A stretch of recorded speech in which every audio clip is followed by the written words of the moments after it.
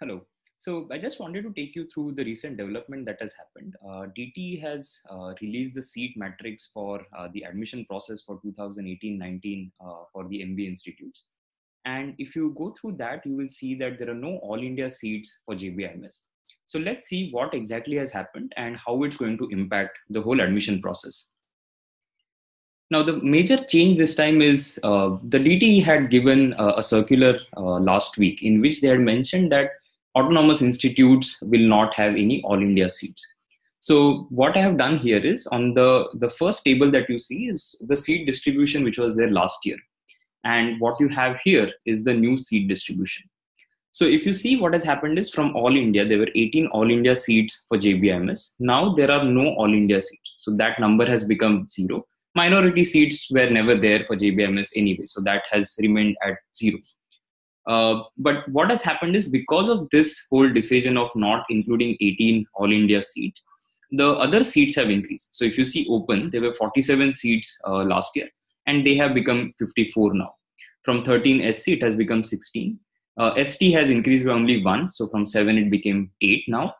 BJ and DT has become 3. From 3, it's now 4. And NTB is again remaining same. NTC, NTD both haven't changed. For OBC, again, the seats have increased by 4. And the entire PWD has been combined. Initially, it was 4, but now you have total of 6 seats. So this decision is something that they announced very recently, and nobody was prepared for something like this. But it's a major change, especially for all India students, because they were hoping through the other exam route, whether it is CET, because that is also accepted for all India, CET, CAT, CMAT. So DT had announced that they're going to accept these 3 exams for the all India seats. And because 18 seats were there, a lot of people who got say 99.99 or so in exams like CMAT and even CET who belong to all India will now not be able to get the institute.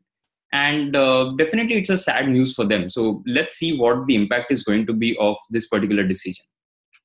So there are 4 things that I put here. First thing that I wanted to discuss was how this news is going to be taken by different people. So for state students, definitely this is a good thing because the number of seats have increased for JBIMS, and somebody who had a borderline chance of getting through is now pretty much sure that I'm definitely going to get through. So for state students, even for some of the category students, is definitely a good news because they'll be able to enter JBIMS because of this. But if you look at it from all India student perspective, it's not really a good news or a step to take because I don't mind you taking that step, but this is something that should have been communicated at the very beginning. Possibly if this news had come 6 months back, it would have been better because then people don't keep their expectations high. But if you announce it towards the fag end or rather 2 days before you have your cap rounds, it's definitely not a welcome step from DT. Whether one can always debate whether this is a good thing to do or not a good thing to do. But the announcement timing of that is definitely something that DT should have thought of. And personally, I think maybe 5 or 6 months back, if they had mentioned this, it would have definitely helped a lot of aspirants. Now coming to the second point, which is, so this is completely a mixed reaction thing. Some people will be happy because of this and some people will not be very happy by the decision that DT has taken. Now coming to the second point, how does it impact the state general merit cutoffs for JBIMS? Now if you look at the cutoffs, first of all, DT has now given you the ranks and everything. So you can see your state general, your all India, your university ranks and everything. So what you can do is you can go to the DT website of last year or even on the current website, you will find the cutoffs of the last year. And all those cutoffs are state general merit cutoffs. So you can just have a look at those cutoffs. And this year, the cutoffs will slightly change simply because of that increase in seats. So as I said in the beginning, that somebody who had a borderline chance is possibly getting into JBIMS for sure now. Now, how does it impact cutoffs of other institutes? That's the third point. That because there is some movement in the cutoffs for JBIMS, the cutoffs of other institutes will definitely get impacted.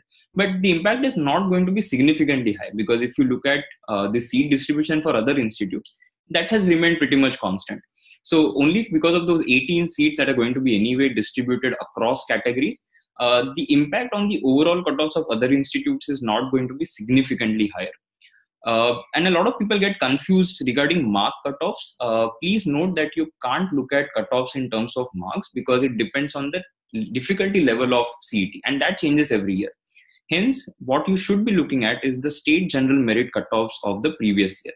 So have a look at that. And as I said, the cutoff impact is not going to be significantly high because it has impacted only 18 seats. So 18 All India seats getting distributed over categories is not going to create a major impact on the cutoffs of the other institutes.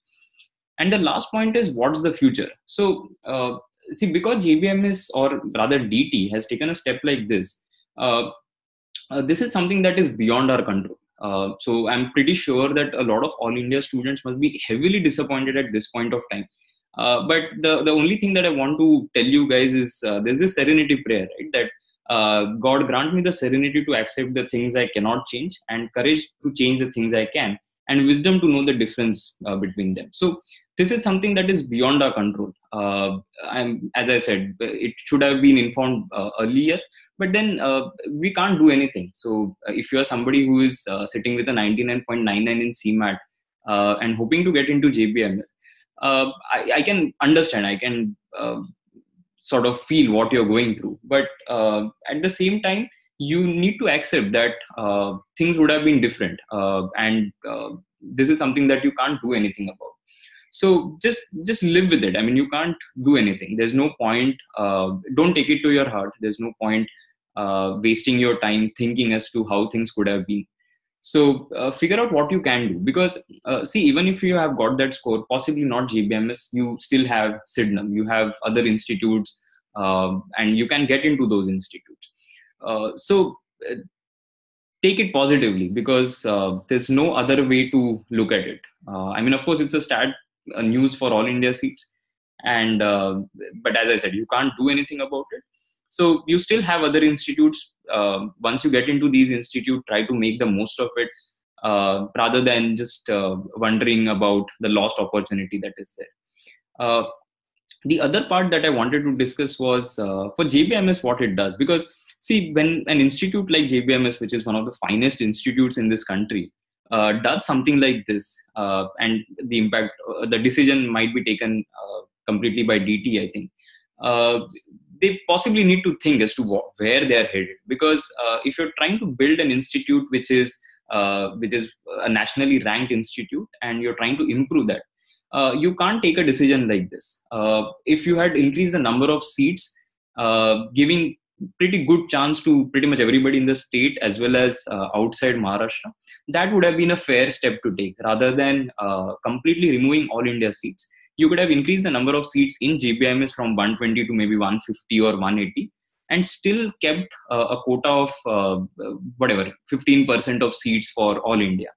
And the simple reason is because it brings in diversity, and a lot of people who are not from Maharashtra, there's no mistake that they have committed, right? Because they're not from Maharashtra, that's if you're not giving them that option to study at one of the finest institutes, you're not doing a great job in managing whatever you're managing.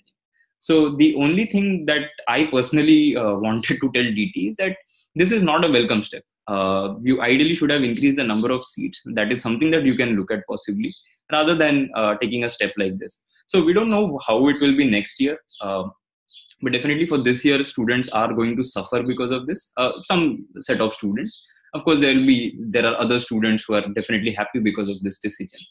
So, and again, from diversity point of view, it definitely impacts JBIMS.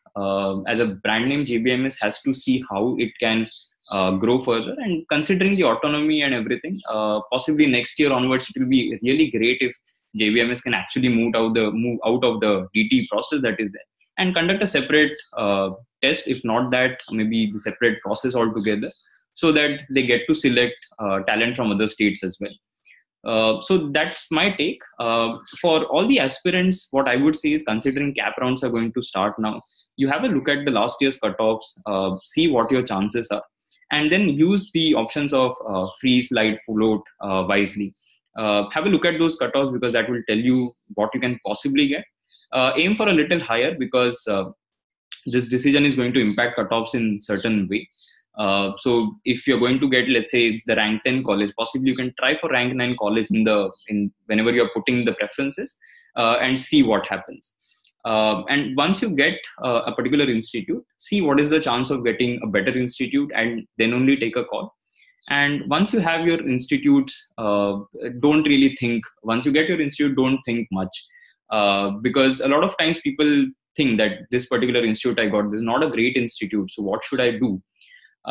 You need to think as to what is realistically possible, whether to wait for another year or not, the opportunity cost of waiting for another year. So there are a lot of factors that come into play. What you can do is you can definitely get in touch with us through the Facebook group. I'll leave the link in the description. Just get in touch with us in case you want to discuss anything, whether it is the colleges that you have got, whether it is the chance that you have of getting a good college this time, or should you wait for another attempt, and so on. So whatever it is, please feel free to get in touch with us. Hope you found the previous video and this video useful. In case you have anything, you can always get in touch with us on the Facebook group. Okay, so that's it from my side. Thank you for joining in.